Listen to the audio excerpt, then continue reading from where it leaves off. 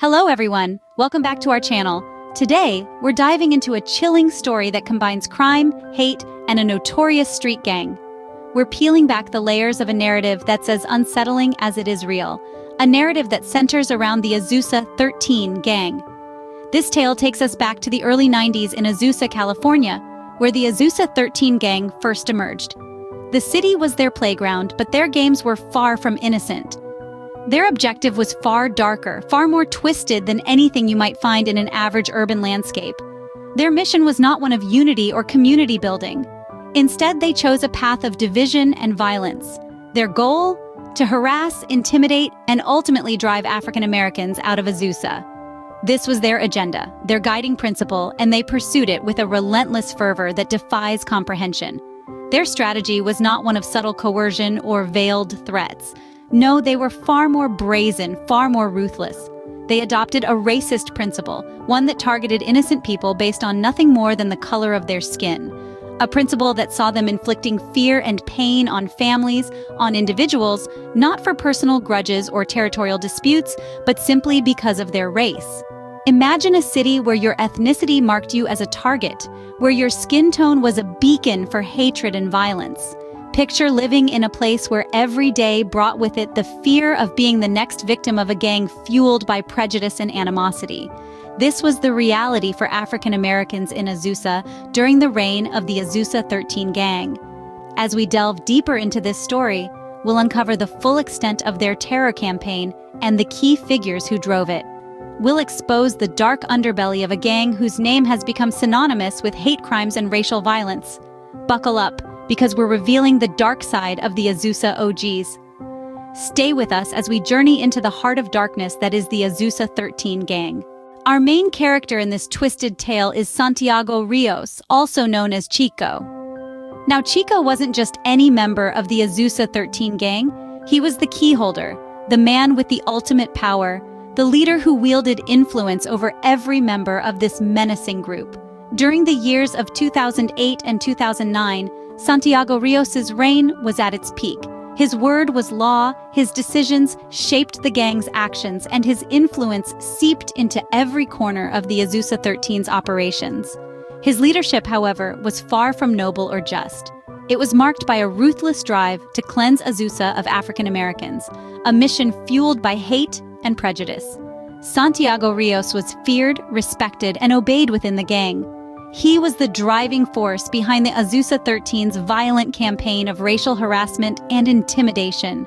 He used the gang's resources and manpower to terrorize innocent families, forcing them out of their homes and their city. His reign was a time of fear, a time when being African American in Azusa could mean living in constant dread. But the power Santiago Rios held wasn't just about instigating fear and hate. It was also about maintaining control within the gang. He had to ensure the loyalty of his members, and he did so with an iron fist. Disloyalty was not tolerated under his rule, and those who dared to challenge his authority faced severe consequences. Santiago Rios's leadership of the Azusa 13 wasn't just about leading a gang, it was about wielding power in the most destructive way possible, and leaving a trail of fear and devastation in his wake. But as we will see in the next scenes, his reign couldn't last forever. Chico was the key holder, the ultimate leader of this notorious gang. His story serves as a chilling reminder of the destructive power of hate and prejudice, but it also reminds us of the power of justice and how even the most fearsome leaders can be brought to account.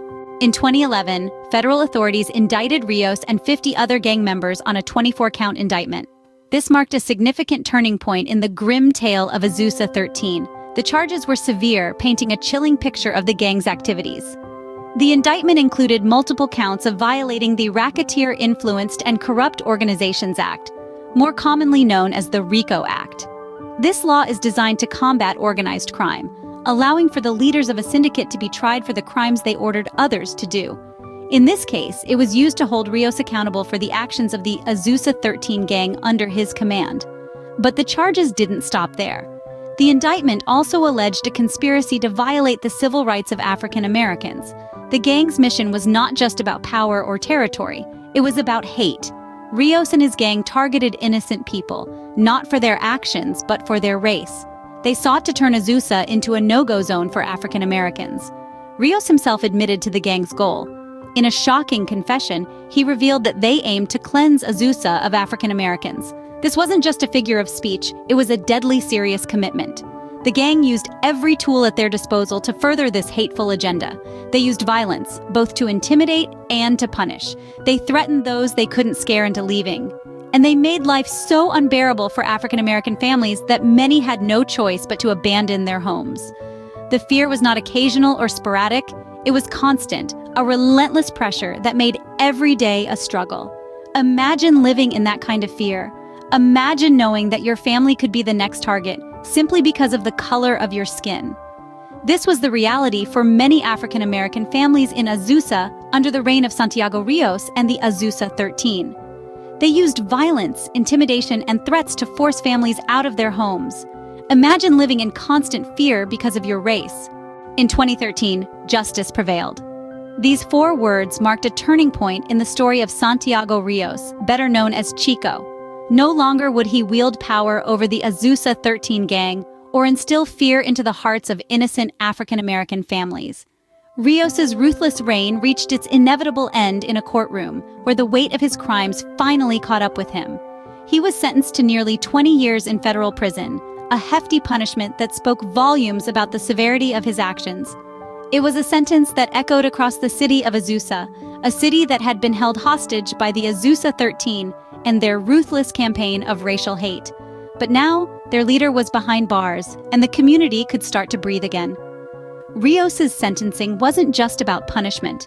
It was a symbol of hope for the victims, a sign that the law could protect them, that their lives mattered. It was a testament to the power of justice and the resilience of a community that refused to be broken. The downfall of Santiago Rios was more than the end of a reign of terror. It marked the beginning of a new chapter for Azusa.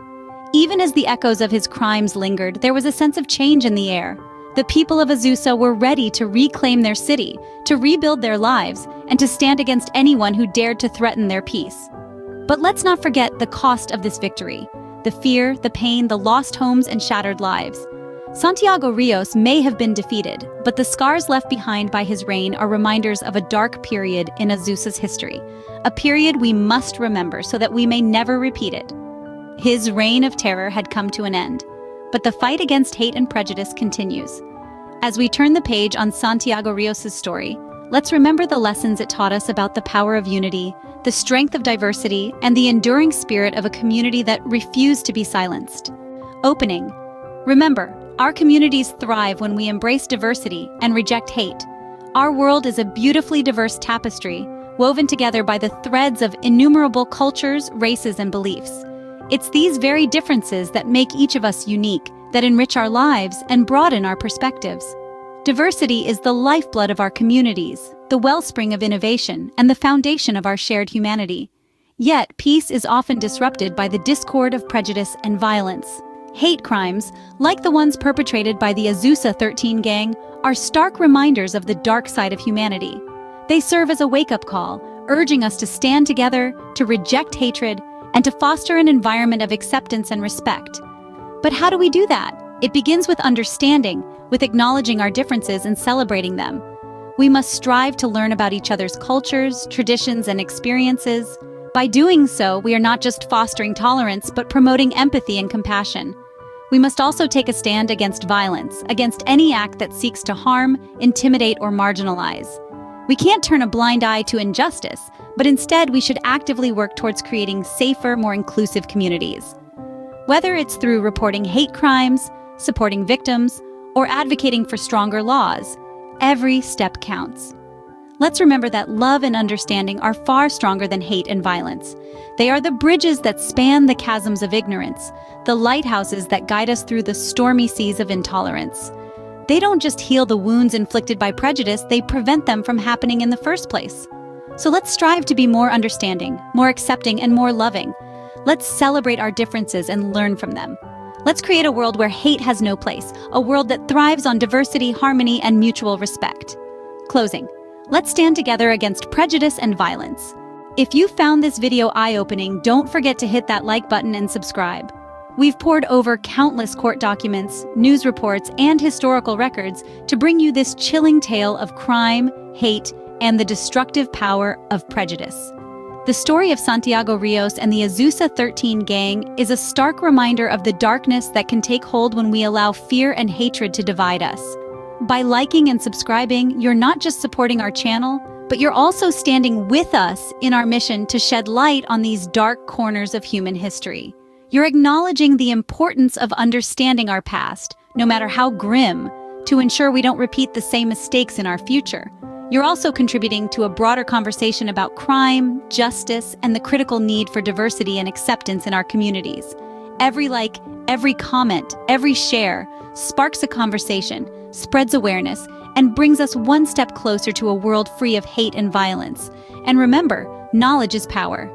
By staying informed about the darker aspects of our society, we can equip ourselves to recognize the signs of hate, to stand against it, and to promote a culture of understanding and acceptance.